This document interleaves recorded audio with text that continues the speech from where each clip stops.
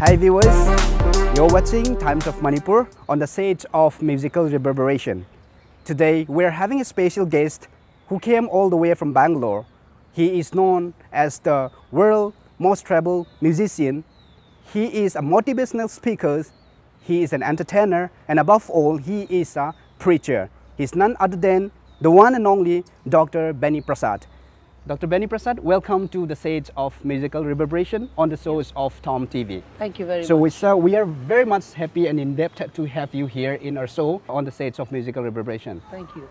Sir, to begin with the shows, we would like to hear a short introduction, a family background, and then how you start music and your parental background, and also, sir, please put us a small introduction on that. Okay.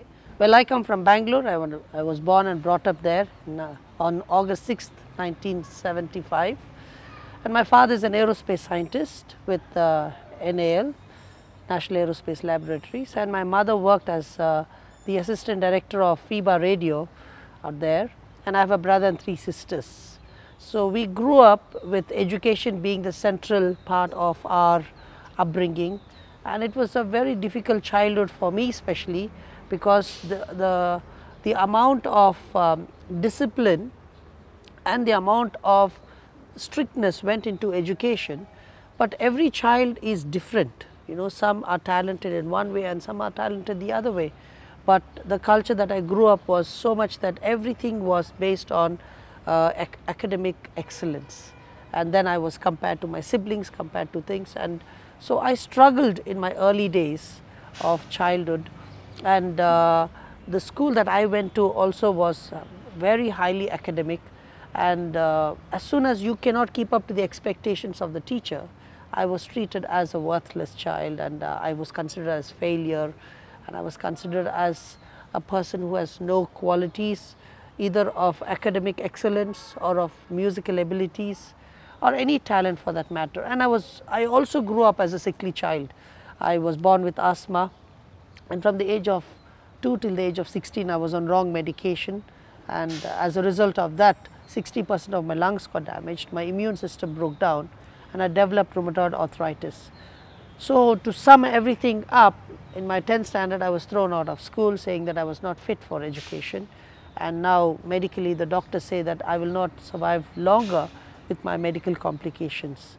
And even though I had a very good background in terms of facilities and education, but in terms of me as a person, with my challenges, people did not look at me as a person. You know, I was only compared as part of the society, and that led me towards taking this extreme step of even contemplating to commit suicide, thinking I was not even worth living here on this earth.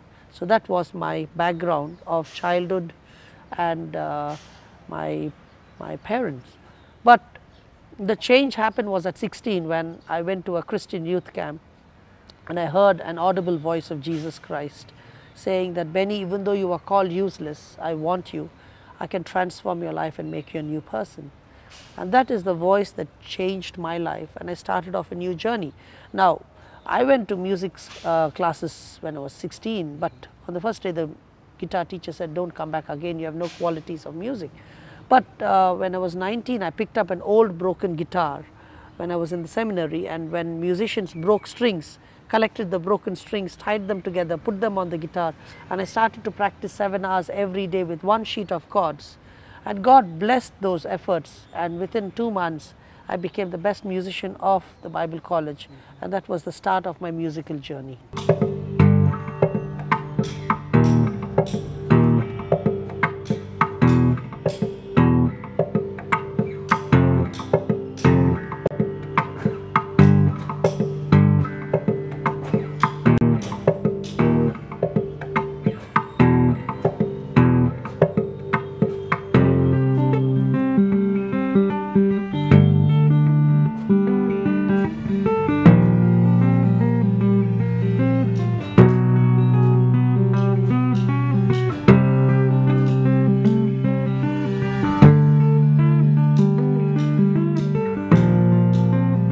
Pastor, that was very fantastic and amazing to hear the story how you have struggled from the parental guidance, and then you become as one of the most demand and one of the renowned musician across the globe. So the struggles that you have came across and the life that you are here today, this is a big lesson for everyone. So how do you tackle all these challenges, and then how you become this into this category today?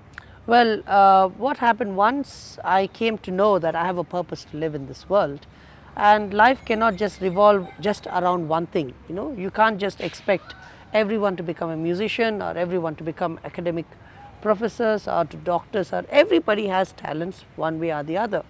And once I recognized that my talent is music, so I started to focus on building my life and my career as a musician, keeping in mind the values of what the Bible teaches, without compromising, being modest, without compromising with my Christian value system. I was able to be a musician. So once I recognized my purpose, I started to invest everything of me into that purpose of being a musician, and that gave me the path of focusing on that. And in 2002 is when God gave me the vision to travel to every country as a musician, as an instrumental musician.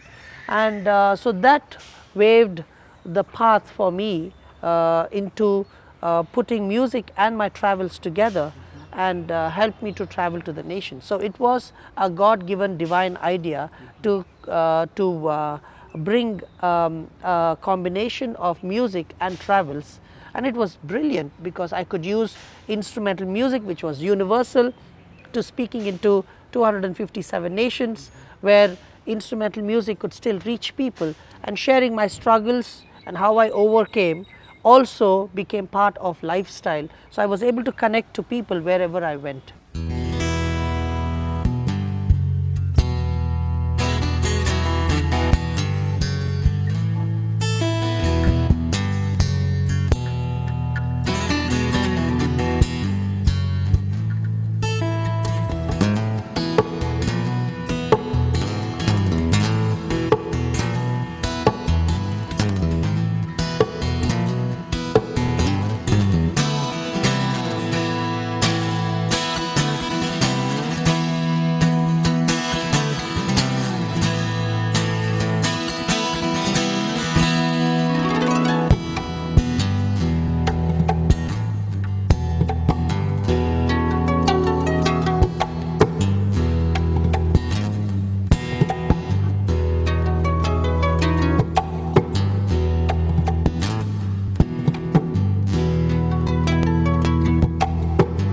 So moving on to the next conversation, coming from the very technical and then scientific background, as you have mentioned that the father is a scientist, and then you are becoming a musician. So for the society, in the patterns of society, sons of scientists becoming a musicians, and then now you have the way how you have presented your life to the global platform. How does society react, or how the society comments on that about your life? Yeah. See, initially it was a challenge because people said, what is this? Your father is a scientist and you have become a musician.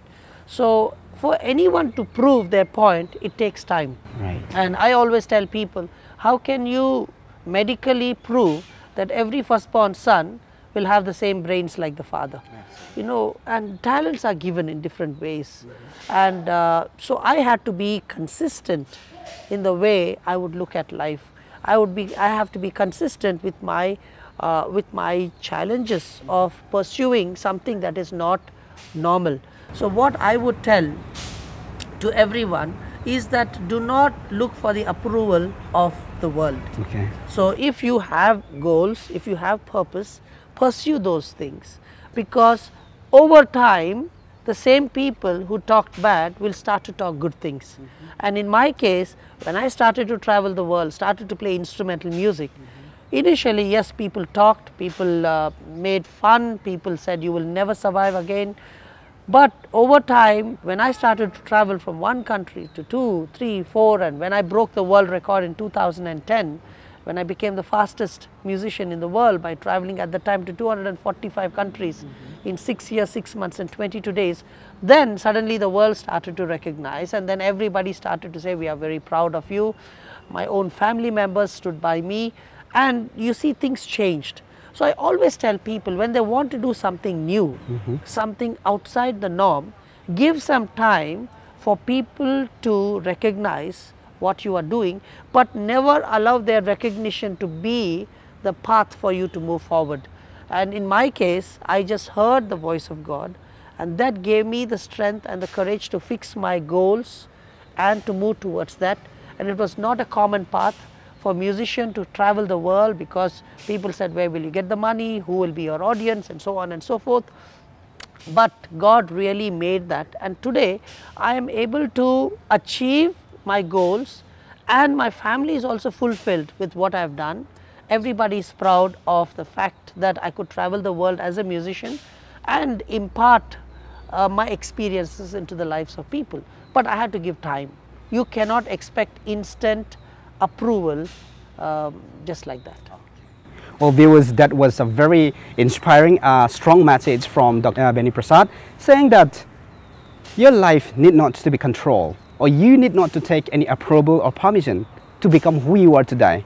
That was a very inspiring message. Thank you so much, sir. Strong statements that your viewers and everyone who are watching this show can learn or accumulate in their life. Talking about the scenario in Manipur, so is it your first time coming to Manipur, or is it the second time? And what makes you come to Manipur this time? Yeah, it's my second visit to Manipur. Great. And this time I had come to speak and perform and share the message at Manipur Baptist Church, as well as few other churches. Manipur Baptist Convention. Manipur Baptist Convention Okay. Center, and few other churches in the locality. Great. That I could speak with different tribes within the church segments.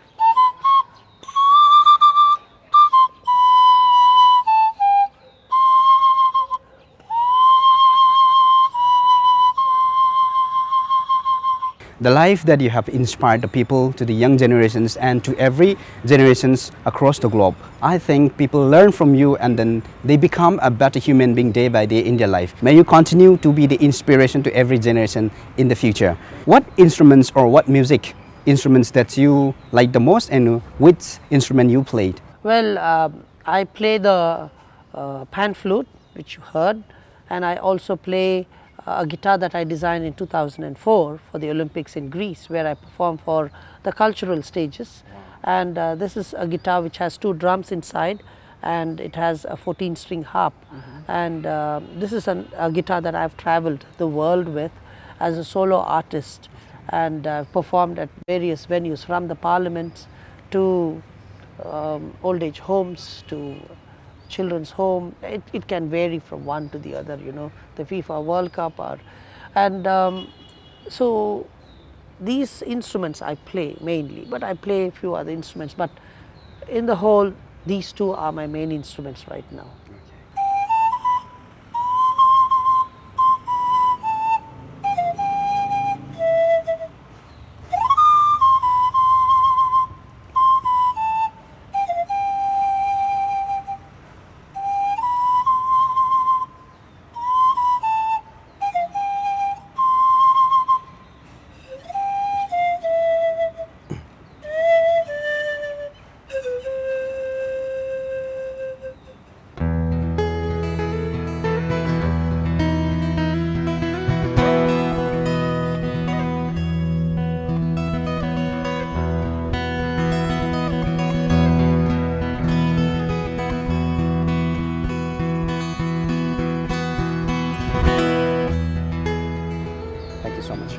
And from India, we have so far, sorry for my ignorance, but I've never heard any of the artists, music artists or musicians from India being asked or invited to perform in such a grand event called the World Cup FIFA and then Greece Olympics, where you have done that.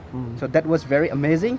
And how do you adjust, like being a musician and then you have the family, and how do you manage all your, busy schedule of traveling across the globe and then your ministry and your home affairs in the city, in the town? See, I got married only 3 years ago, and till that point I was traveling extensively, about 50 countries every year. But now when I got married, I've cut down my travels, and I am also more stationed in Bangalore now. So as first of all, as a couple, we travel together as much as possible, and majority of our times we are stationed in Bangalore, working with a cafe that we started called Chai 316. So now I don't travel as extensively as how I used to travel before.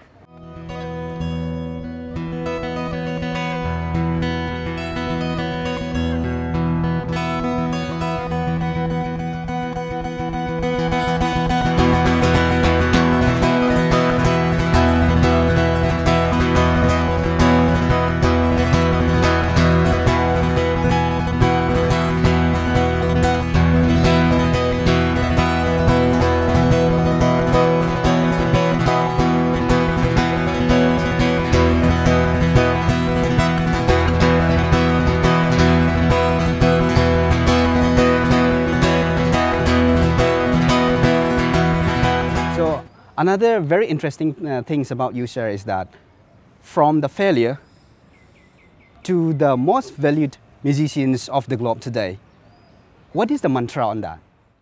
Well, for me it is my walk with Jesus, I would say, is reading the Bible and gaining wisdom from what the Bible teaches. And my relationship with Jesus Christ has been the key for the success of what I've done. We want to know more about your the guitar, the bongo guitar that you have invented, and then the world came to know about bongo guitar. Yeah. And what inspired you in that, and then how do you start that project? See, this was when I was going to play at the Olympics. I was told that they only wanted me as a musician and not for sharing my journey and my story. And for me, sharing my story is an integral part of my journey as a musician. And without the pain, without the struggles, without all of that, I don't think I could have really reached the point of where I am at. And my struggles led me towards finding the truth about Jesus Christ. And that led me towards believing that I have a purpose, which in turn led me towards finding music. So when I was told that I cannot share that, I made sure that I could find different ways of incorporating that. Hence, I pray to God to help me to design a guitar the world has never seen, so that this guitar will attract people and come and talk to me, and in turn I could share my journey back to them. So that was the reason why I designed the world's first guitar with drums inside.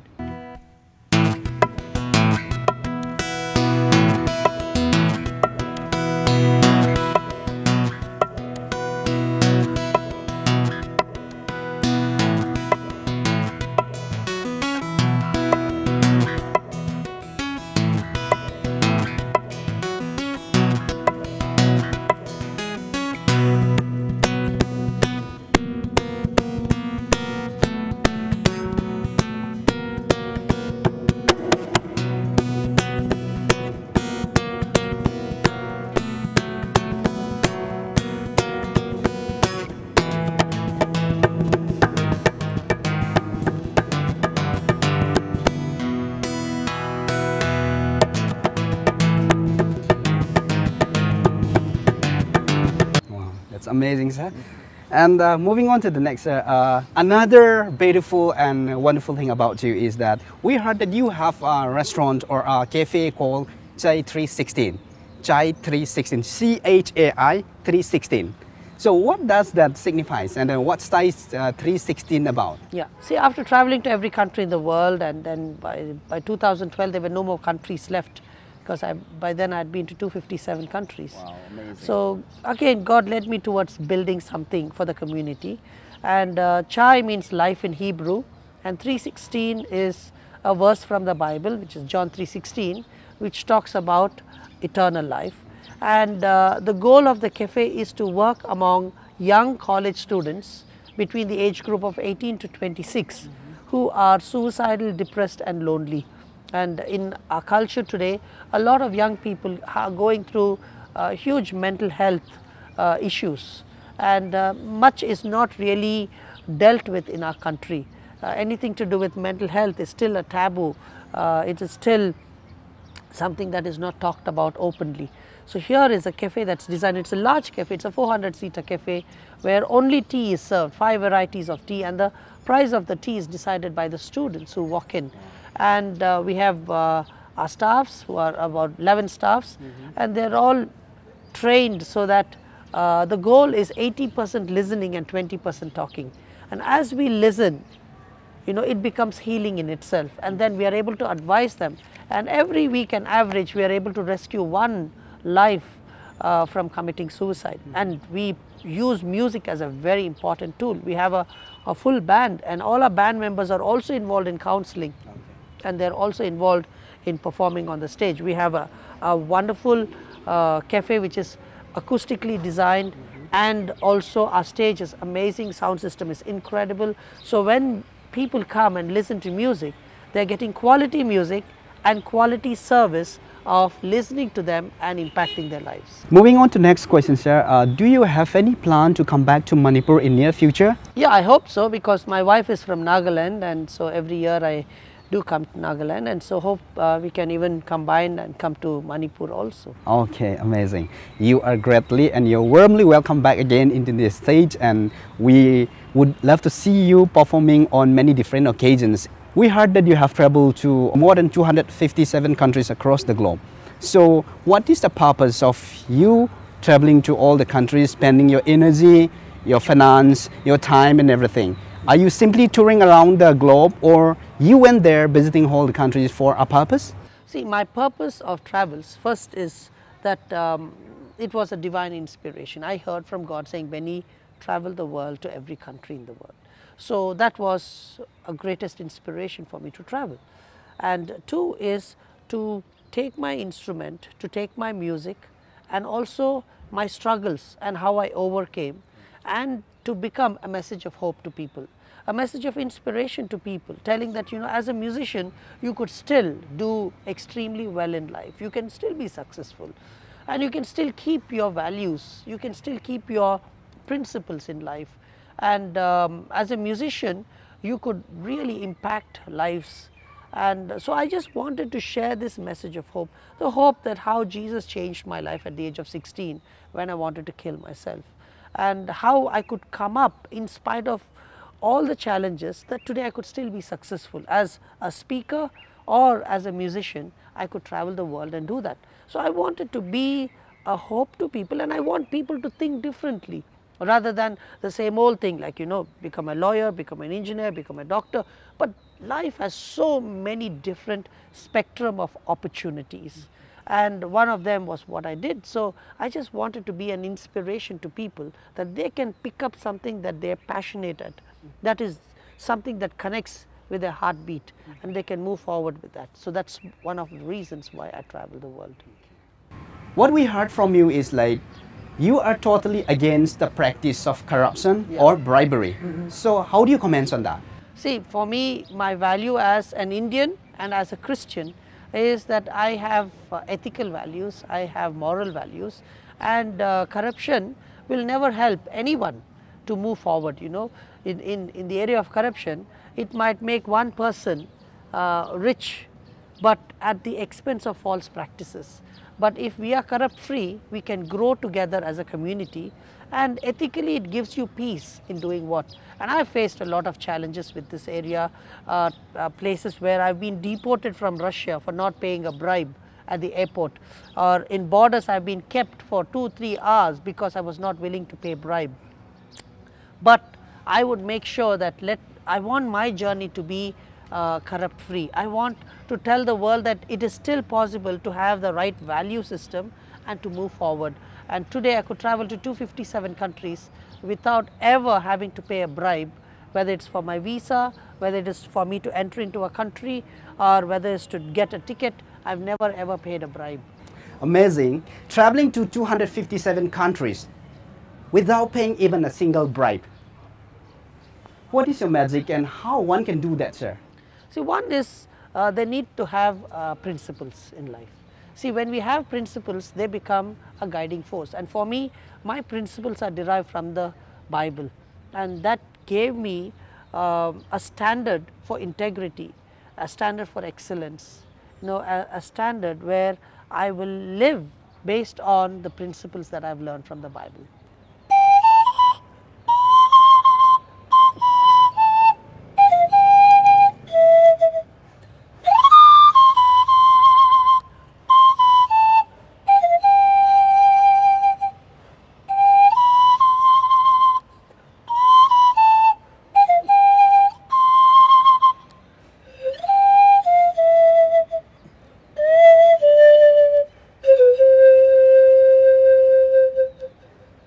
And we heard that you have a very, very strong 4 financial principles, Yeah. which says like never ask for money, never take a loan from the bank, and never borrow money, and never trust a credit card. So as a human being, as we live on this world, how does that possible for you? See, for me, it is I live with what I have.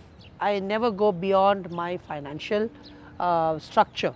So, see, when I would never ask for money, and it is basically saying that I'm going to live with what I have.